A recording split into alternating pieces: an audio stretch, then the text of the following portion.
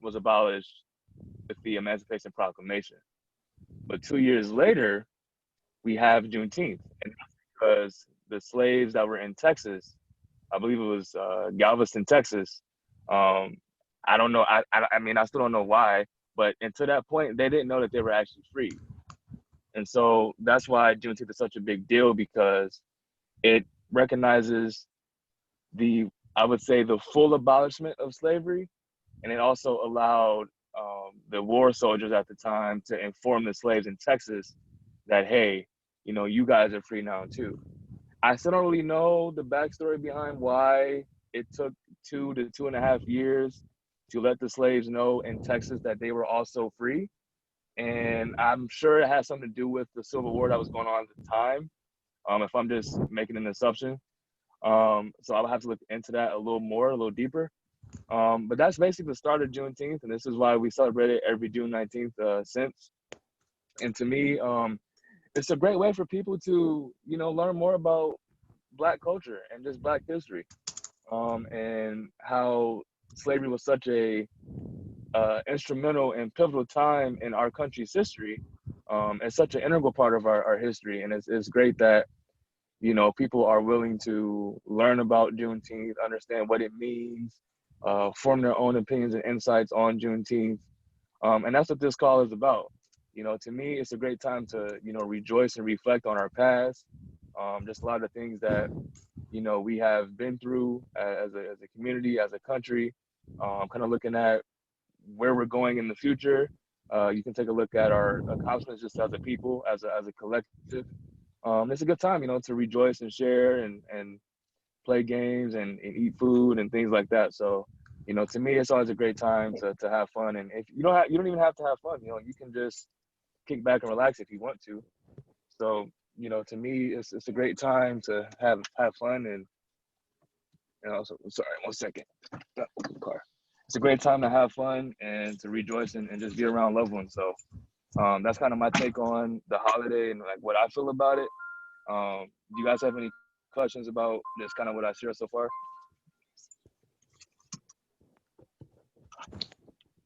Yeah, I think very good, very good. Yeah, hi, Victor. Anything to say you want to ask Tyrone or share? Yeah. I just I originally was from the Orange County section of the AIAA back in prior to 2009. I went overseas for like 6.5 years and ended up at Lockheed Martin here in Texas. But June 19th, you know, that's something that was due to me too, because uh, I'm originally from Alabama, the South, and so I didn't hear much about it as a young kid in California. I grew up in California most of my life, and I heard about it, but I didn't know much about it. You know, I didn't know exactly when it was celebrated and whatnot, and so I've learned quite a bit about it since I just was tuned on to it this year prior to your presentation. Um, but no, I think it's more of a Black holiday, I think, more than anything else. But it does represent the final abolishment of slavery. And I'm not sure why some didn't get the word until 2 years after. But I don't. In the South, I guess it's different. You know, Galveston's pretty close, considered the South, actually part of it. It's really close to the New Orleans and Mississippi, Alabama across. So I don't know how there's a blockage there. A 2 year blockage is quite a bit. You know, it sounds like you're in Afghanistan, you got walls around you and stuff. But not. So yeah, I'll just go along with the. I'm not able to go out and celebrate in this any of the galas and stuff around, but so I thought I'd tune in to see what you guys had to say or what you was presenting. So I haven't really done a lot of research on June 19th or Juneteenth, but I think it's a great thing. In fact, I didn't really celebrate the Christmas celebration. I can't remember the name of it now. So a lot of stuff's coming in. I get around to it, and maybe I can get out and when I can get traveling, get out and some of the rest of the family and celebrate some of this stuff. We sort of locked down now. Everybody works from home now for right now, and so been like work for 3.5 months from home. But I think it's something to celebrate. I think it's something to think about. Um, um, but I think overall, it should be an overall. I knew it was 2 years after abolishment, but I think you should celebrate the entire the entire act of abolishment, not just the 2 years after, but 2 years prior to. It should all include the entire circumstance, So that's about all I have to say on that. Hey, Ken, it's Dennis. Yeah, go ahead, Dennis. Um, You can I turn on your suggest- video. I don't want to turn on the video because Okay. I gotta go. I'm not looking very good today. It's my birthday. I'm not over 125, by the way. That's a standard joke. Okay. All right. But anyway, Tyrone, thanks for coming on. I don't know what to say in general, but no, I do know what to say in general. Let me back up. I'm from the New York City area. I grew up in New Jersey, spent a lot of time in Manhattan, New York City, and I talk to everybody. So my opinion is this: I don't care. Listen, everybody. I don't care if you're black, white, purple, or green Martians, because in New York City area, we talked to everybody, LGBTQT, whatever, every color, every creed. I went to NYU in Greenwich Village, the City University of New York in Harlem, and I don't really care what color you are. So that said, I'm glad you're coming on to speak, Tyrone. But personally, I think this is, overblown, all this crap that I've been hearing lately. Particularly in California, these people don't know what the hell they're talking about, in my opinion. They really don't. But you're here, you're working for Boeing, and Yes, I sir. think it's great. I think it's great. Thank you. You Thank you. represent your community, but let me also suggest you represent the AIAA Los Angeles, Las Vegas section, hmm and we will do everything we can to support that effort. Okay. Definitely. So Thank again, you. I once appreciate again, that. Thank you. Thank you. not, Thank you so yeah, much. not black, white, purple, or green. I agree. We can interview the Martians if we have to. Definitely. Definitely. Thanks for coming on. My pleasure. Thank you so much. Yeah, very good. In case people didn't hear what Dennis was saying, actually Tyrone was is a component engineer in Boeing El Segundo right now, and Dennis was saying that AIAA Los Angeles and the Las Vegas section will fully support Tyrone for his effort, in aerospace or pursue your career. Yeah. Yeah, I mean, I just want to say real quick, I'm so just grateful and humbled by everybody here. I met Cy through LinkedIn, and he reached out about AIAA, and then I met Kenneth and Dennis and everybody. So I'm very thankful for everybody here that supports me and supports what I do, and it's all great positive things, and that's the type of person I am. So I'm grateful for this opportunity. Yeah, thank you. Yeah, hang in there, guy. There's lots of stuff to happen here. That's not racial at all. Just let's focus on the professional, scientific, and engineering development, which is what AIA is supposed to represent. And everything else is, in my opinion, secondary. It's again, I don't care if you're from Mars. Okay, so just do whatever you think is the right thing to do. Okay. Definitely. All right. Thank you. Hi, Tyrone. Thanks for presenting today. I enjoyed listening to you. Can you tell me a little bit more about your career? I guess you're at Boeing. I used to work there, so I'm always curious how that's going. Yeah. So I am a components engineer, so I work on various high rail electrical, electromechanical, and electronic small hardware pieces that are used to manufacture various space and satellite systems for the company. So I work in our BDS, or the Defense and Space unit, and I primarily work on satellites. So satellites are used for, internet access, telecommunications. When you go in your car or somewhere and you have to use Apple Maps or GPS, that's coming through a satellite. If you go on Google and you look up your address and you see you can see your street view of your home, that's through a satellite. So that's primarily the work that I do day in and day out. And I've been doing that for a little over 2 years now, I would say. So, I'm definitely grateful to, just do what I do. There's not a lot of people that look like me that have the chances and privileges to do this type of work. So I take it, I'm very prideful about, my work and what I do. So. Very cool.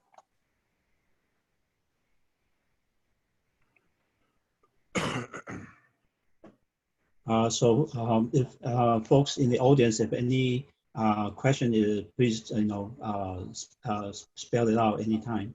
So we have a guest with area code phone number 818, ending with 515, because there's no name. So do you want to say a few words about you, and if any question about this wonderful holiday?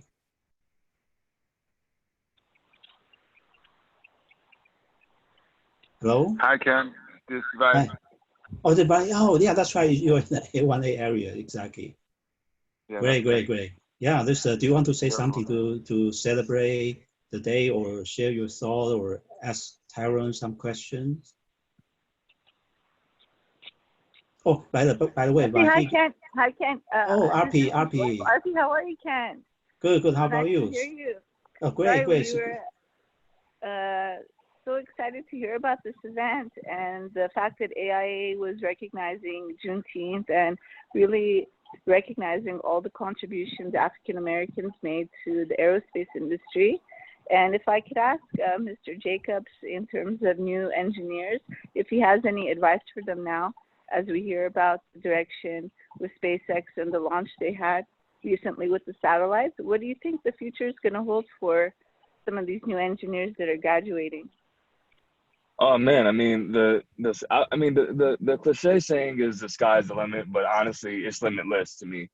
Even myself, like I'm still technically considered, a new up and coming young talent. So, for the kids that are graduating now in 2021, 2022, etc.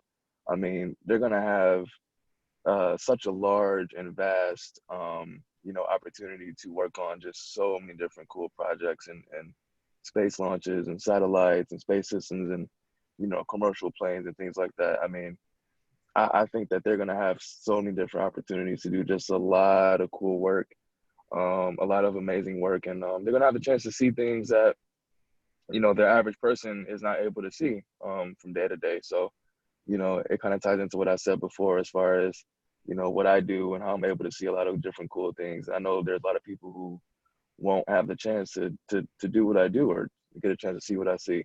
And it's also great that I actually, I enjoy what I do. When you enjoy your work, you don't really find it as work, or you don't really find it as a job, really. You're excited about your projects and what you're doing and how you can contribute and move the needle forward. So I think the kids that are coming up, yeah, I mean, the kids nowadays anyways are so smart and so talented and gifted. I mean, they're way smarter than I ever was. So they have such a great chance to do some really cool things, and I'm excited to see what happens. Thank you so much.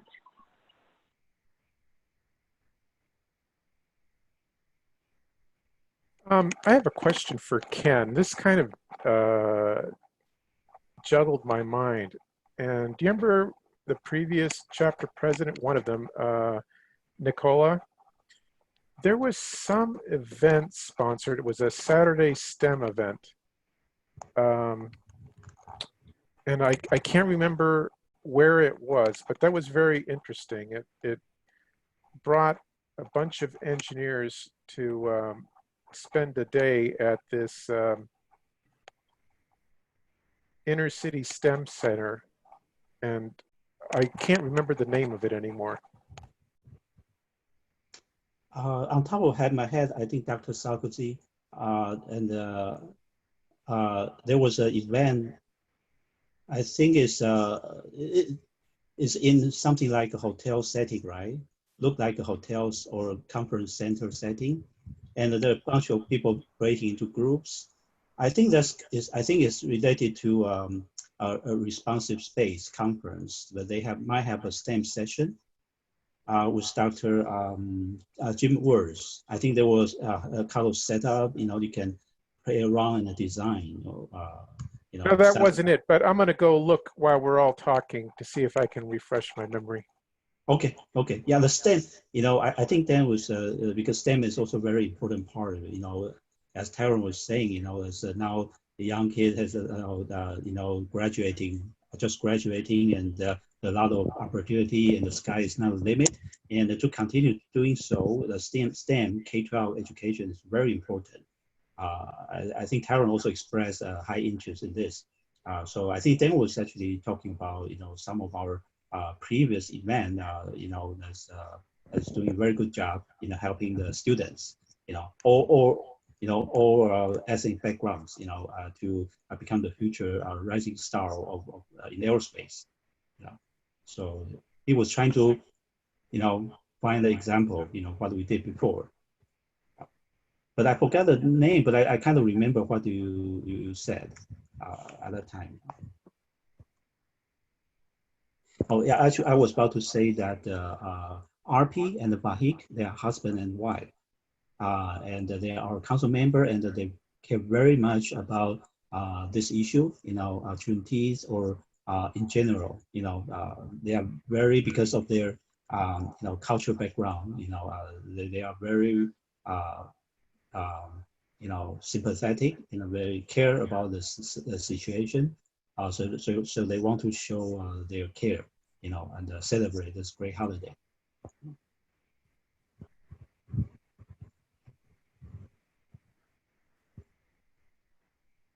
So actually, we have a couple of people here. So Victor say something. Let's see. Emma, do you want to say something? Emma? No, I'm good. I just wanted to come see what this event was about and what Tyrone was going to talk about. Oh, okay. Yeah, Emma was a student, our student branch member. How do you say that? Officer in UNLV, Las Vegas. Student AIAA student branch, and she just won the best presentation in our March 7 student conference. So she did a wonderful job, and it's a technical presentation, and it's very exciting, and she got the first prize. Yeah, and she want to connect with people here, and she want to say to hear what Tyrone has to say, about your career, and general in aerospace. Okay, so Karen, do you want to say something?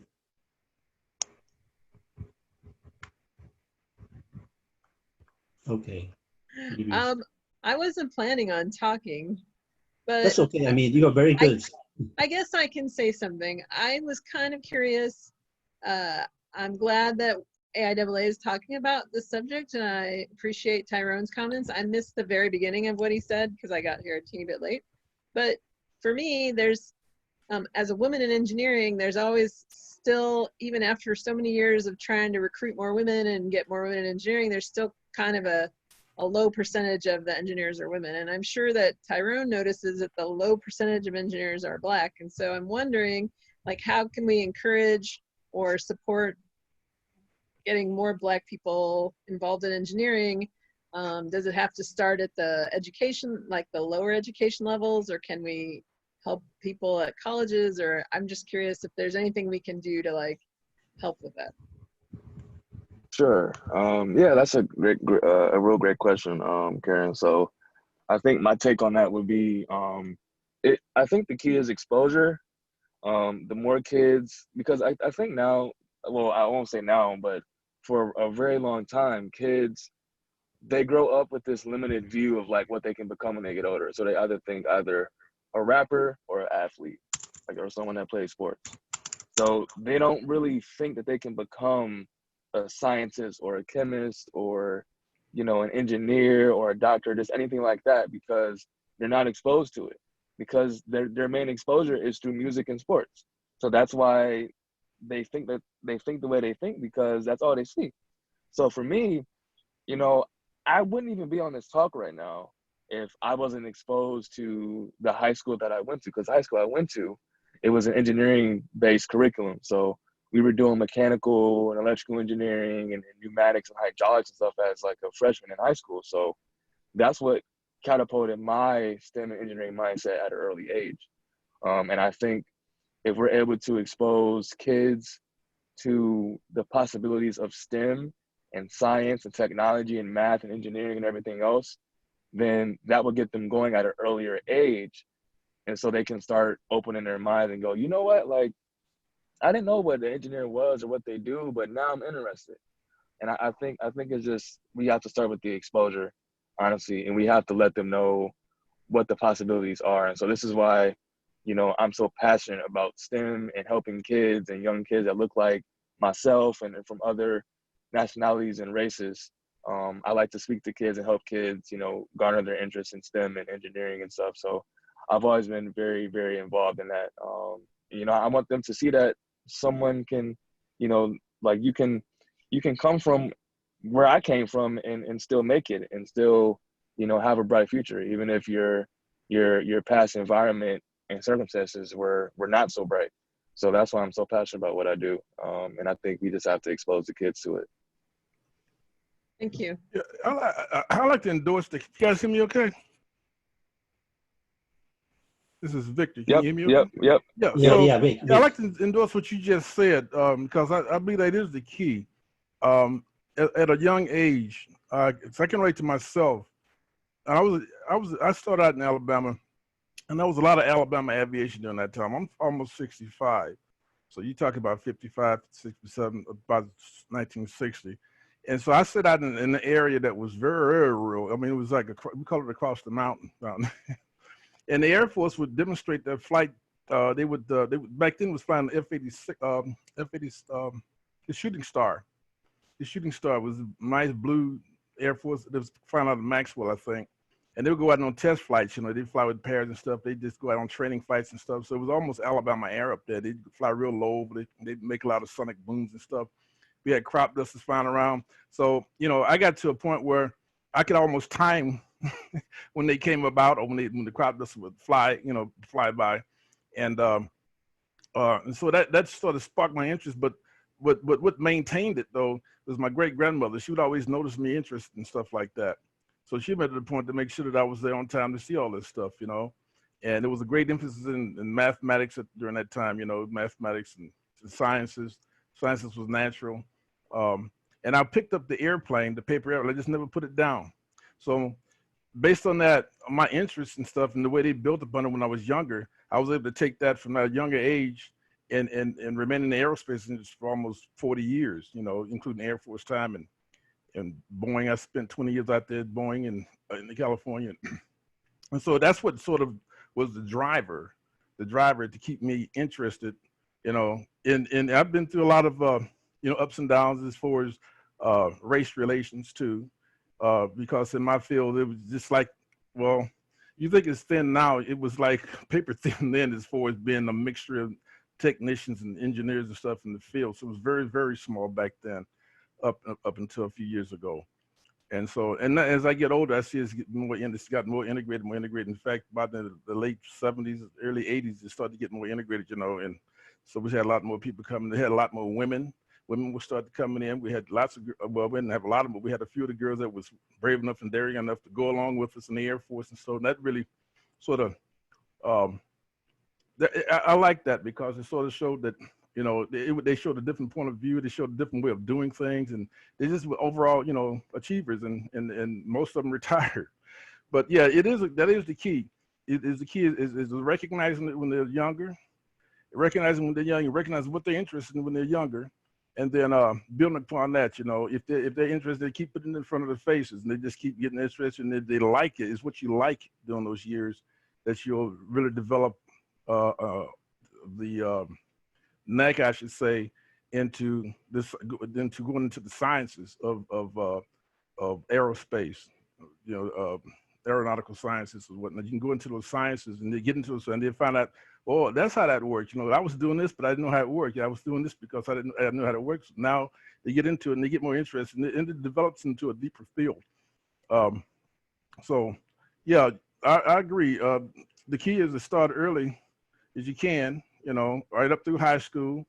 And especially in high school is real important because back when I was going through high school, we had what they was a hybrid STEM. It was sort of like a hybrid. It wasn't like what you guys, science, engineering, mathematics, and whatnot. It wasn't like that. It was sort of hybrid, where they started this in, and the few that had enough money would go to college, for instance. Okay, for instance, when I was in in high school, I was an ROTC cadet and straight A student mechanics, and so that prepped me to go into the Air Force as a technician. But had I, if this is directed to some of the more wealthy, maybe, but if you have the resources available to allocate to your young ones that are interested in those fields, right out of high school, you want if they got it, roll right into it. Don't leave any gaps in there, is what I'm saying. Don't leave any gaps in there. If they got some programs in high school that'll roll into what you're doing, I definitely take advantage of that. And that's the key. That's the key. Later on, I got more educated into it, but I had to work for it. But it's all the same way. It's all the same direction. Just keep an interest in it and allocating the resources you needed to sustain that interest and develop it further. And then sooner or later, they just take off. The kids just take off, and then they so self-sustained. I'm right here at Lockheed Martin right now in the Dallas Fort Worth area, one of the missiles and fire control facilities, and most of all the people I work with are younger than me. And they sustain their interest, and it looks good, because we didn't have that mixture. We had where, for instance, in the Air Force, we was aircraft maintenance technicians, and so a lot of they're very sparse and stuff. But as long as you was good at what you was doing, even back then, as long as you was good at what you was doing, you were allowed to go out on and exercise, your knowledge, your skills, and your abilities on whatever you were doing, and you would excel. And so, and I see that here too. Now it's a greater mixture now. And then you have all the other groups and stuff mixed in there. So it's a much more diverse, aerospace and aeronautics is much more diverse now than it used to be. So I see that's a good positive sign. It's a lot more people of color in there, a lot more, brown, yellow people in the fields now. So, but all that started, though, I can tell a lot of it started from when they were younger. What they wanted to do when they was younger, did they keep a straight line, straight path? The key is not to be derailed. And that'll come from a lot of derailment comes from a lot from, I must say, it comes from a lot of being discriminated against or being, having to put up with pressures that you wouldn't have to deal with. And then that sort of puts a buffer in front of you. You have to work through that to keep on track. But that comes with a lot of skill too. That's skill-based. Because I didn't know anything about it. I didn't know anything about any of that stuff. We had some stuff like African-American culture classes in high school and stuff like that, but it was nothing to prepare you for when you get out there in the world and you run into a lot of different people, a lot of different ideas like they do have now. But since I started out young enough, it just couldn't be removed. It was core. And so, it just couldn't be removed. So I was just like a rock. I just kept going. No matter what beat you took, I was strong enough to roll through and redevelop and continue on. So yeah, starting out young is the key. Okay, Victor got very, very good point. Have to start young and keep them interested. So really, thank you very much. And I can tell you, the aerospace community really benefit, and is so honored to have the great contribution and accomplishment, from African American professionals in aerospace. Benefit so much. It's just amazing. Like you yourself, Tyrone, contribute so much. And Dan just mentioned this Amen Center. I just didn't realize. Actually, now I recall the Amen Center was actually the president owner. They're actually two great African American leaders in aerospace. There's Dr. Howard Walker and his wife Betty Walker, Dr. Walker. They have been contributing to the STEM education well, I don't, I'm not trying to advertise for their, STEM school, but I'm just stating that they create a school exactly what you were saying, to educate young people, African American, or, all color or ethnic backgrounds, and that's their goal, and they have been doing a wonderful job. And by the way, Dr. Howard Walker, he was, I think, the first scientist. He worked with Buzz Aldrin. When Buzz Aldrin and Neil Armstrong they were on the moon, and Dr. Walker shot a laser to the surface of the moon, and I think it was bounced back by a mirror. Buzz Aldrin put there on the moon to measure the distance between the moon and Earth. So it's great accomplishment. He gave a great keynote speech several years ago, and he was in our Apollo 11 50th anniversary keynote panel last year. So every time we sort of, just think about his contribution or the contribution from you and the Tyrone, it's just amazing. So aerospace cannot do it without you. So we are here also to honor, people like you, and your contribution is so important. And the aerospace, at least, as a part of, Los Angeles, Las Vegas section is actually quite, I think people, we have people here, going to space, pilot, endanger their life to reach a boundary. People here are very, very, not exactly open mind, but is really can see this, can appreciate it. We even have speaker. There's transgender. We have different kind of as Danny just said, different kind of community, and it's our great speaker, and the people love her, and she was great. Book author, great talks, very professional. So all kinds of things. We just if we are going to space, people keep their mind open. It's very important. Oh yeah, it's very diverse now. It's very diverse. Yeah, and the other. Missiles and Fire Troops was one of the most diverse units I've ever been in so far. I mean, I was in California too. I was on the C-17. I did all the Douglas stuff out there, returning to Boeing. But when I got out here, it's very diverse. I mean, they did a pretty good job of putting together a diverse team out here in this area. And you got all the groups, the LBGTs, and yes, they got all kinds of different groups out here. Yeah, so which they are just anyone, no difference, and they give talks. Everybody love it, and people don't even ask. Yeah, that's one thing I noticed too when I was younger. I knew how these guys come about prior to those movements. And we only had a few outstanding people that I ever knew about, was like Little Richie and stuff like that. That was trans, but I noticed that those were from some groups that was in the same classes, the technical classes and stuff that I was in. They was interested in the sort of STEM. I guess I don't know how the other stuff developed, but they were from those fields. I see. So that's one of the primary reasons they sustained. They were from those fields. It was so proprietary. It just, I wasn't part of the groups and stuff like that, but I noticed where their origin were from. So then they got the girls out here. They love this stuff. A lot of those are engineers. A lot of these girls are engineers out here. I don't know if you're too short of engineers out there, but they're not too short on engineers out here. And so they're crazy about this stuff, And the younger ones, I noticed, as I expect, the younger ones will test out of this, test this, and then they'll move into another section, another area where they can do better. They hold more interest. They'll do a little bit this first, and they go, "Oh, I want to do that." So it was like from the greatest experience was from when I was in the Air Force. Girls, it was just right after the Vietnam War was ending, and they was coming in, they was doing maintenance tasks, and no girl was never messing on cars and airplanes and stuff, right? And so they looked at us, and then they started to pick it up, and they was they handled things as though they was putting together their stuff at home, like they're sewing and stuff. They would zip up a window with 100 screws, just like they would put together something, at home. So I guess through age and time and stuff like that, this stuff just came about. You just notice it, you just run into it. So, but definitely, need your help, Yeah, you're right. There's some kind of support for them. Oh yeah, they got my support. In fact, I don't know, a lot of areas I've worked in prior to I left those areas. A lot of those fill those areas. A lot of diverse people that fill those areas now.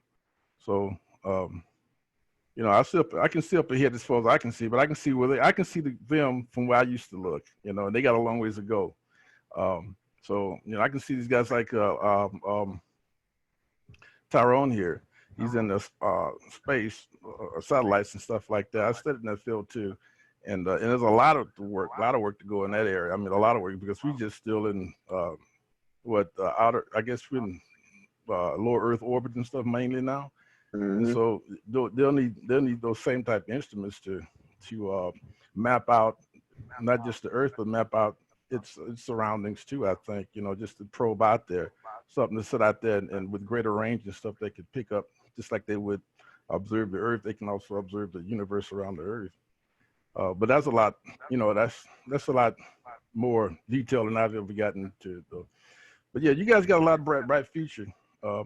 The way you're coming up right now, you're more diverse than it was before, and so I can see, you know, the people of color actually going forward in the United States as far as making it a one unified nation going forward, because that's just the market makeup. That's just the development, you know. That's just where we're going, and so those minds will be used now, you know, whereas before they might have been on a different level, but now they'll be used because time will tell. Time is what develops all of that, and that's what I believe we're seeing right now is the development of time over a period that, you know, the human is just going to develop and keep developing and developing until everybody is going to have a say in how the world runs, basically. So yeah.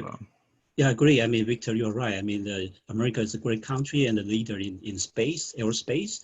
And and thanks to you, you know, and people like you and Dr. Walker, and you know, you paved the way for the young generation like Tyrone. You know, it's really appreciated, and this is the way to go. You know, if we're going to space, America is the leading country and have all the people power. You know, and it's going in the right direction. So you're right. You know, united we stand. So we can move forward, and the great foundation you pave, you know, for people, you know, young generation like Tyrone, you know, continue to carry the torch. It's very important, you know, to keep the momentum going. And you mentioned about and Karen also mentioned about the ladies, the girls, the young girls. I was so inspired last year. I went to a satellite education conference. There was a very young African-American girl, and she was a keynote speaker in a session. And she was talking about she was, you know, in the South, in high school. She didn't even imagine she will be working in space. And you know, and all of a sudden, and she was selected to enter MIT. And all of a sudden, she, you know, started to work in JPL and working on some Mars rover or some project. And she was just so smart and so fascinating, you know. Yeah. And you know, you have to do people, you know, keep those girls and young boys, young gentlemen keep coming, and then you will have people like now I remember there's a lady. She is our AIAA honorary fellow, Dr. Wanda Austin. Dr. Wanda Austin. She was the president of the Aerospace Corporation a few years ago, and she was the interim president of USC, University of Southern California. She is absolutely great. I met her in the AIAA Space Conference. She was absolutely amazing. She was also a great leader like you, Victor, you know, paved the foundation for American space, American aerospace. And she was taking, you know, leading and pushing things around and make things happening. And Dr. Wanda Austin, you know, so, you know, there's so many great people, you know, African-American leadership and or grassroots in the field, and the country and aerospace cannot advance without you, without people like you and Victor, Dr. Walker, Dr. Betty Walker, Dr. Wanda Austin, and I forgot her name last year. They're just amazing, and we need definitely keep doing it. And you know, as you said, support. You know, support. Oh yeah, like, support somebody. Yes. Yeah. You support Tyrone, we support Tyrone, we support you. You know, something like that. You know, Tyrone also support Dan. Everybody. You know.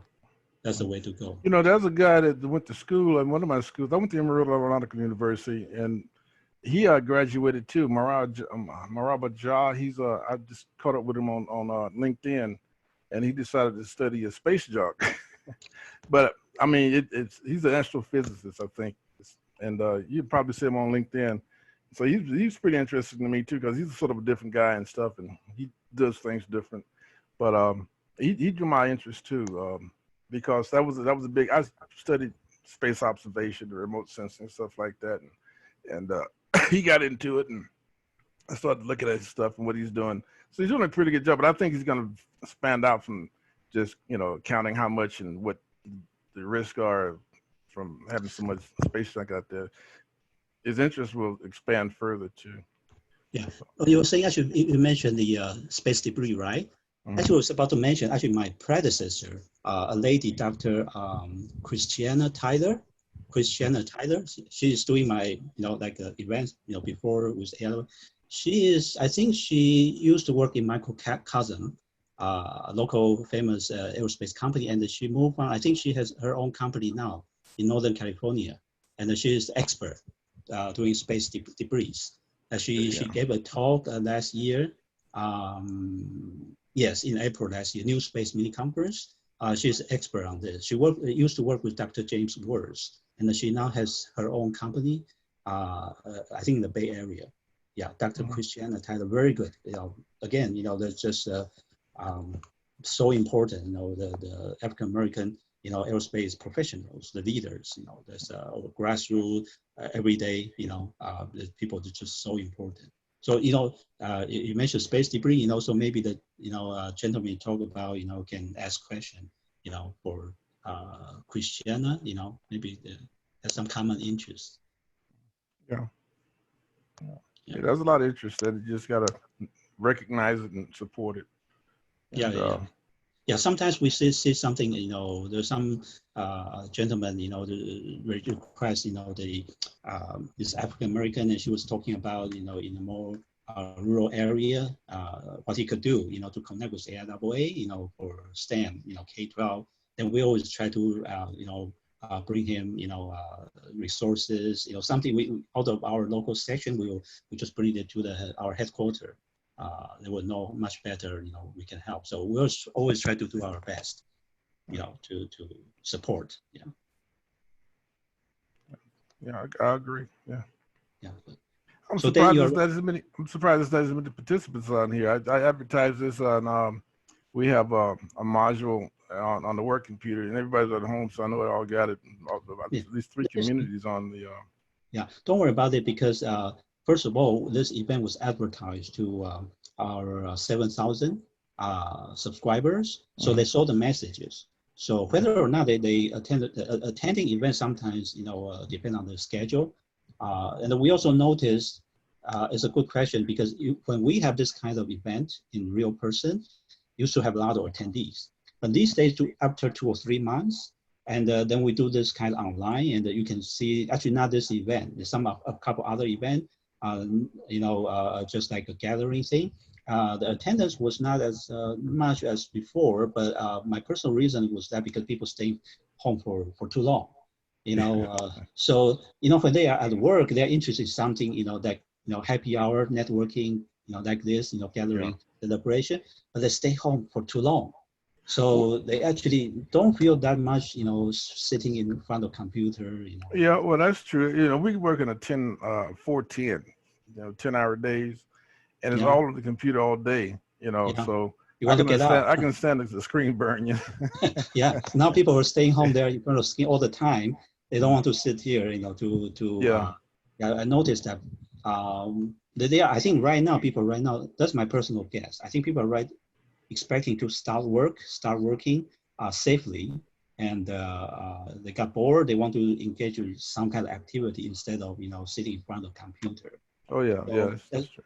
So I would always say, don't worry, because the message has been sent out to more than 7,000 people, and also on social media, another 7,000, 8,000 people. And if you all agree, we can also post the video for today and online. If you object, we can remove your part. That's no problem.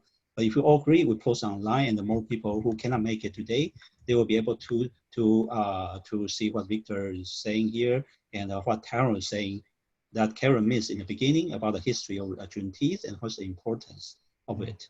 And the part we're discussing this K-12 STEM education, start from fresh, supporting girls, young people for the great American African profession and the career. And we celebrate and honor the contribution from all the great people, African American professionals. in aerospace. So yeah, so basically I was trying to say, Dan brought up the amen. Thank you so much. Yeah, it's indeed very, very relevant because the leader, Dr. Hal Walker and the Dr. Betty Walker, they are in charge of the amen center. So it's indeed a great STEM K-12 education. So center. So we have been constantly in contact with them. You know, I was arranging an event in local area for last year. You know, for support the minority student. You know, K-12. But they got too busy. But we keep in touch with them. You know, try to support as much as possible. All right. Just wanted to say thank you. It's was good to listen. Sorry I couldn't participate more. I've been watching my daughter, but thank you for hosting. Oh, it's Matthew? Yeah. Man, thank you so much. Thank you for joining us. Yeah, Matthew is a great example. You know, he's work hard and great contribution and enjoy aerospace. And we have member spotlight on him. You know, then the people can see how he developed his career in aerospace. That's another way, like Victor was saying. AIAA has been always have the in the K-12 STEM. We have the STEM kit. The cards for the AIAA models, ladies, gentlemen, and how they start from young and and advance their career in aerospace. And Matthew is a very great example. He has a lot of experiences in this, and he's also care a lot about this issue and trying to provide his support. Let us celebrate this great holiday. Yeah. Good. Your daughter is joining us. Matthew, it's great. Say hello to her. Will do. She likes to make rocket noises, so we're trying. Okay. Yeah. If you want to say anything, you say anytime. Okay. Yeah. I guess I'm sorry I missed some of the beginning as well, chasing her around. Oh. But, okay. Is there anything else we can do to make sure that our work environments are more inclusive, or anything that we should do to help? So Tyrone, do you have any input on this? Yeah. I would say I think we just have to be bold enough to have those conversations that we don't want to have, because a lot of things can get swept under the rug or pushed to the side, and a lot of it is just tough conversations that I wouldn't say people don't want to have, but they're not sure about how to go about it, or they may feel uncomfortable talking about certain subjects, certain topics at work or in the work environment. So I think just as a people, collectively, we need to have those very hard and tough conversations. I mean, just like how you would in your own life with people that you know. Yeah, I mean, we're at work, we're in our work environment, but it's the same principle, you may have to have a hard conversation with a loved one or with a family member or a good friend of yours. It's the same principle here.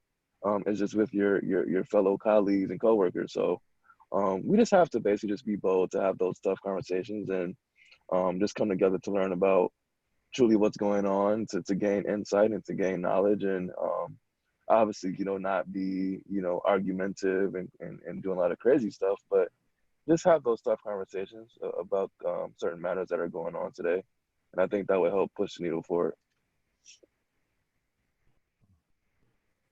Well, thank you. Yeah. Thank you. Bravo. I had a question.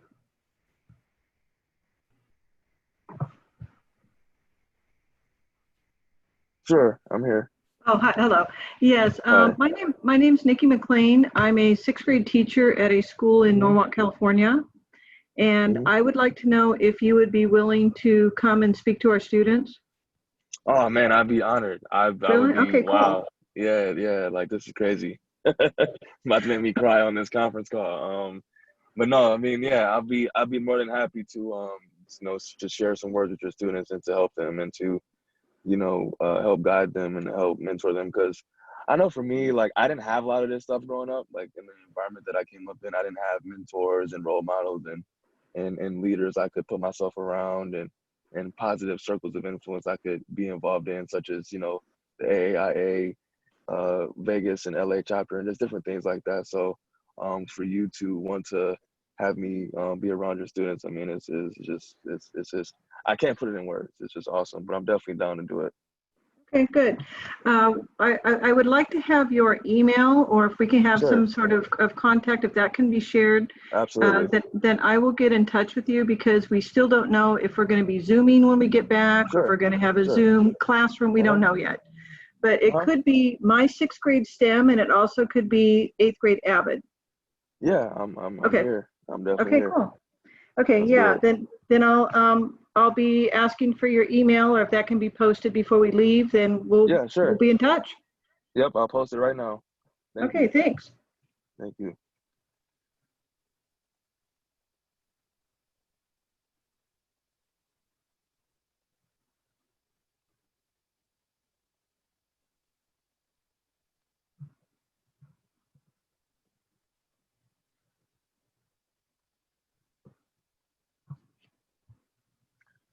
All right, everybody, I posted my number and email in the chat room. So before you guys go, or before we get off, please be sure to take my email and phone number down. You can contact me anytime, you know, anywhere you need to on either communication medium, and I'll be sure to get back to you guys. Excellent, excellent. Tyrone, actually, it just happened that you heard both Matthew and Karen say they missed the first part. So can you say a few words about what you said in the beginning? Yeah, so in the beginning, you know, I was kind of opening up about Juneteenth, and just how it came about. So we know about the Emancipation Proclamation, which recognizes the abolishment of slavery. But as Victor was saying a little later on, it's more than just celebrating the 2 years or the 2.5 years that the slaves in Texas found out that they were free. So that's the intent in the premise of the holiday of Juneteenth is the slaves in Galveston, Texas, had later found out that they were also free. And I don't really know the backstory behind why exactly it took 2 years for those slaves in Texas to find out they were finally freed. But that's the intent of Juneteenth, and that's the purpose of it. That's why we do it, is to celebrate that part. But as Victor was saying, that I agree with is we need to celebrate the whole collective of just the entire abolishment of slavery in general, and not just the 2 years later part of it. So, but yeah, that's all I shared in the beginning, and you know, kind of why we do what we do today. Yeah, that's wonderful. It's about freedom and liberty, and that's most important. Exactly. Absolutely. Yeah. And just for people information, actually on July 11th in the afternoon, start from 1 p.m. we have event, you know, for honoring the aerospace African American, you know, professionals. So we have a couple, including our great, you know, speaker today, the Tyrone, and we also have a couple other people. Maybe, you know, Victor maybe can join us too. You know, there was a panel discussion, you know, some talks. I think I signed up for that. That's on June, which day? 11. June 22nd? June 11. 11th? July Yeah. 11th. July 11. Sorry, not June. July. Yeah, July yeah, 11. I got that. Yeah, I think I signed up for that. Yeah, we'll have a couple, and more people will join. And we are waiting for the word from Dr. Walker and Betty. Yeah, so it's going to be a great event. And as I said, you know, this the country and aerospace cannot move forward without you guys. You know, that's very important. You know, you pave the way. I advertised that on Slack. It's about 3 channels.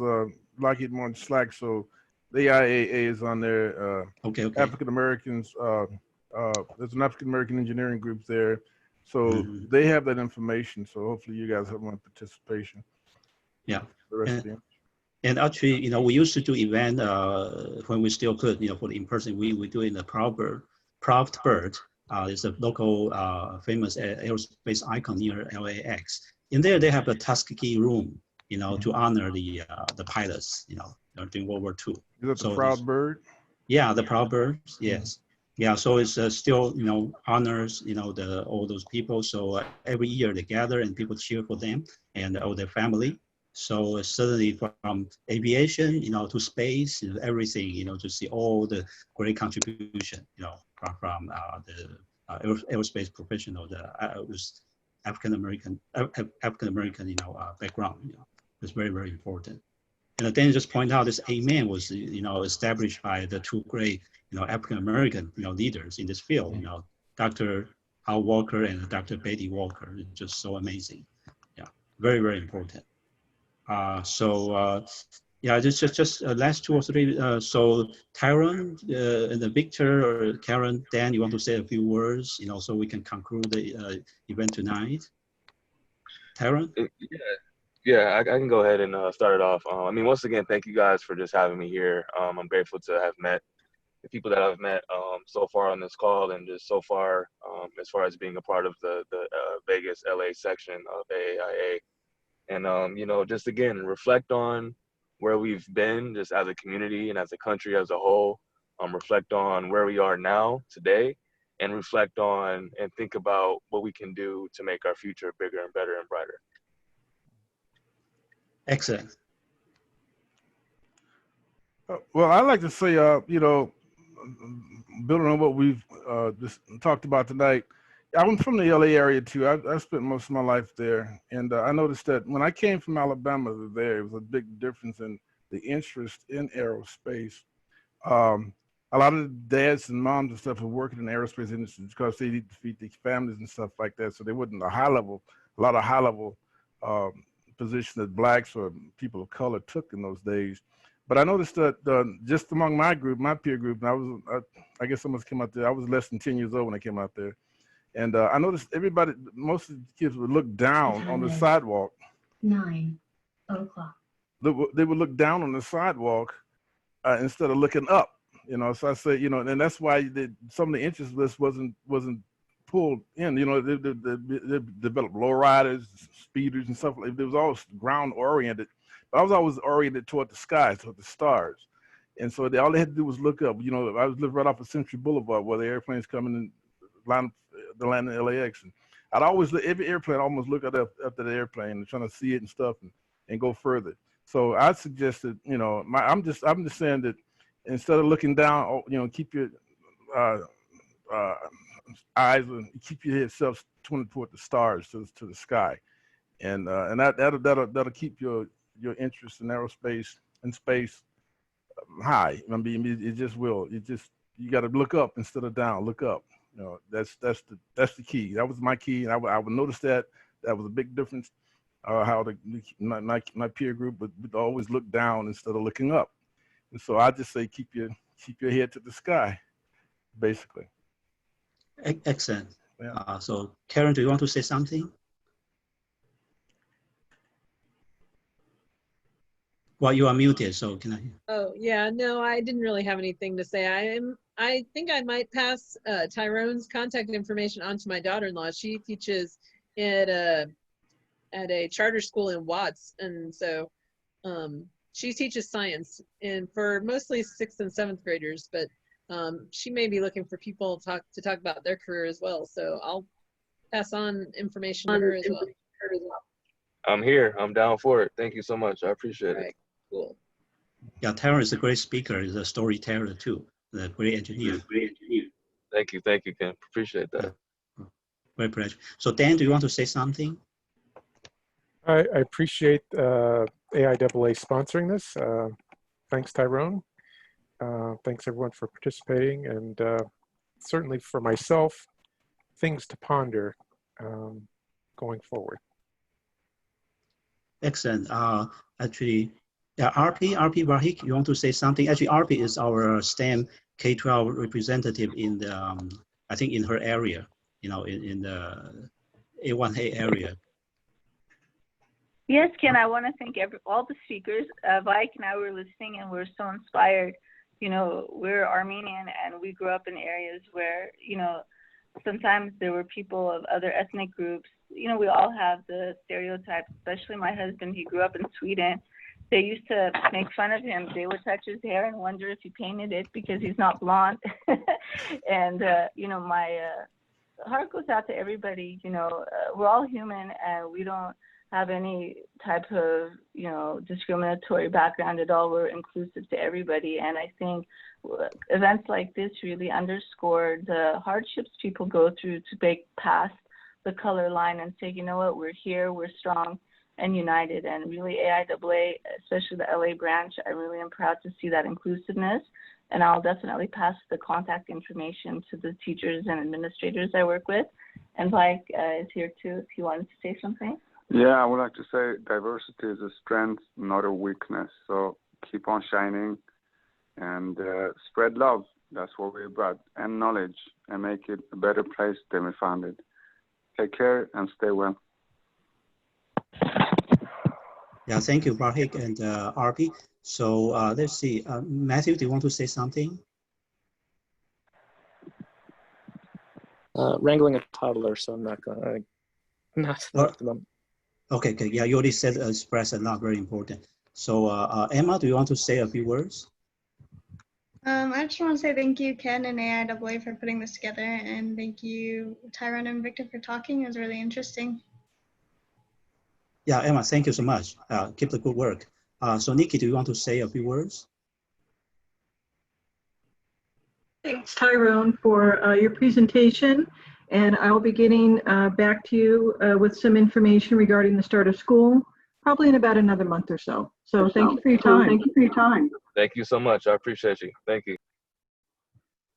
Yeah, everyone. So we'll post the video online. If you have concern, please let us know, and we'll remove your part. So this way, the message can spread out further. So more and more people will, read the message and hear what Tyrone and Victor are saying. And once again, thank you very much for your participation tonight. It's a great evening. So really appreciate. So it's a great, moment to celebrate this very meaningful, very wonderful, important holiday, the Juneteenth. So again, thank you everyone. Thank you. Have a good night. Thank you. You're welcome. Happy Juneteenth. Thanks. Thank you. Thank you. Thank you so much.